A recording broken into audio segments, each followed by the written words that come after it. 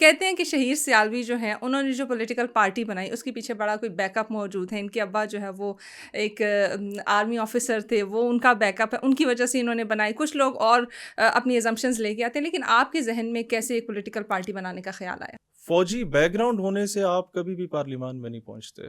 ٹھیک, فوج آپ کی بیک پہ کھڑی ہو تو ٹھیک ہے آپ پہنچ جاتے ہیں, وہ ایک الگ چیز ہے. یہ دونوں ایک الگ ڈومینز ہیں.